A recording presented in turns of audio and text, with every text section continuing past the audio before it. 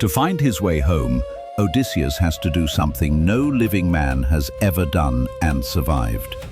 He has to sail to the edge of the world and speak with the dead. His own mother is waiting there. So is the ghost of the greatest warrior who ever lived, with a message that will change how Odysseus sees his entire journey. This is the one danger on this voyage that isn't a monster or a god or his own men. It's the truth.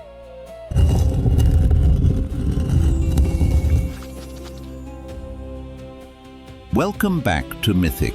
This is Chapter 6 of the Odyssey, the Land of the Dead. Last time, Circe freed Odysseus's men from her own spell, and then kept them a full year in comfort so complete they nearly forgot they were trying to get home at all. When Odysseus finally asked to leave, she gave him one final task before he could sail for Ithaca. He had to sail to the edge of the world and consult the dead. Following her exact instructions, Odysseus sailed to the land of the Cimmerians, a place the sun never reaches, wrapped in permanent mist and darkness. There, he dug a pit, poured offerings of honey, milk, wine, and water into it, and cut the throats of a ram and a black ewe over the hole, letting the blood pool inside. The smell of blood, Circe had told him, draws the dead like nothing else.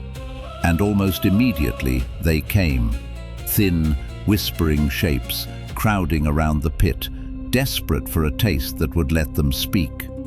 The first voice Odysseus recognized belonged to a man who shouldn't have been dead at all. Elpenor, the youngest of his crew, had gotten drunk on Circe's island, fallen asleep on her roof, and, half awake the next morning, forgotten there was no staircase. He'd broken his neck in the fall, and in the rush to leave, no one had even noticed he was missing, his body left behind, unburied. His ghost begged for one thing, a proper burial and a marker with his oar planted on top so he wouldn't be forgotten. Odysseus promised he would.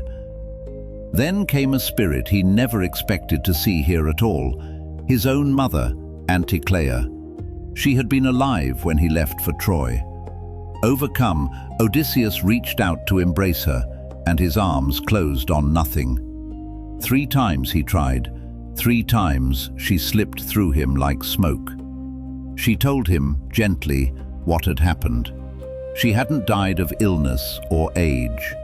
She had died of longing, grief for a son who never came home, wearing her down until her heart simply gave out.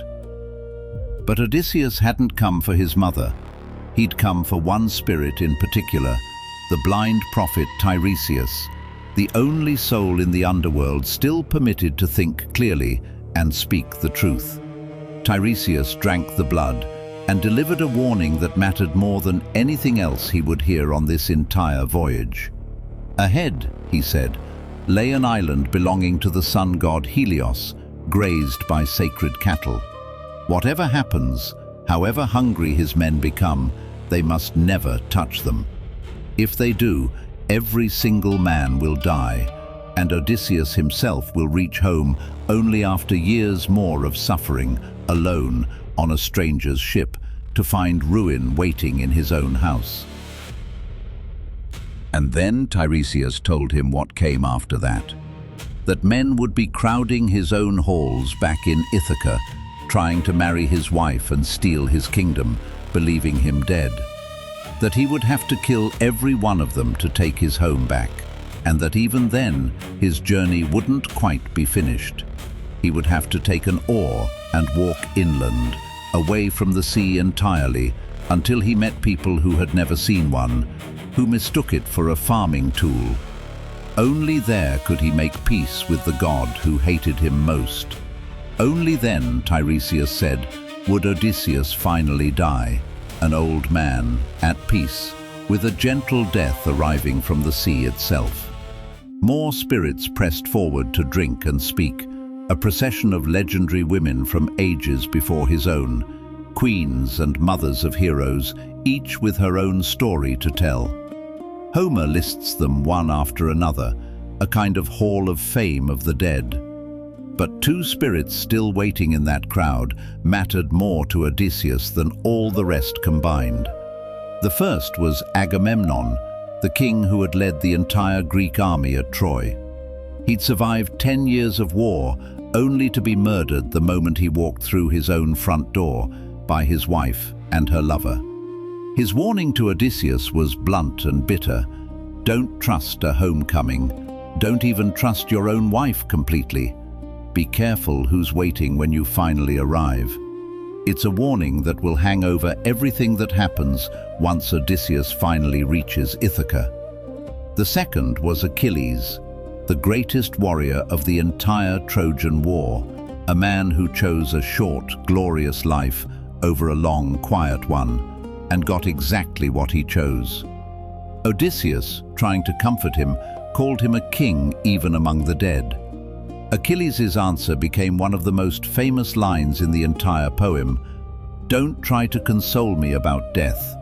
He would rather be a living slave, working the land for the poorest man alive, than rule as king over all these lifeless dead. The greatest hero of the Iliad, spending eternity wishing he had chosen differently. Deeper in the underworld, Odysseus glimpsed the punishments reserved for those who had defied the gods outright. Tantalus, standing in a pool of water beneath fruit-heavy branches, forever thirsty, forever starving, the water draining away the instant he bent to drink, the branches lifting the instant he reached. And Sisyphus, straining to push a massive boulder up a hill, over and over, reaching the top only to watch it roll back down every single time, for eternity. And then, for the first time in this entire journey, Odysseus panicked, not from danger, but from dread. More and more spirits kept crowding toward him, thicker and stranger, and he began to fear that the queen of the underworld might send something far worse, the head of the Gorgon herself, capable of turning a living man to stone. He didn't wait to find out. He ran for his ship. Every danger so far in this voyage has tried to kill Odysseus. This one didn't have to. This one just made him look directly at the two things every human eventually has to face: that the people he loves will die waiting for him, and that he will die too, no matter how many monsters he survives. And notice what actually breaks him hardest down here. Not a monster's threat, his own mother, slipping through his arms 3 times. And notice what the greatest warrior who ever lived has to say about the choice he made. He would give it all back for one more ordinary day alive.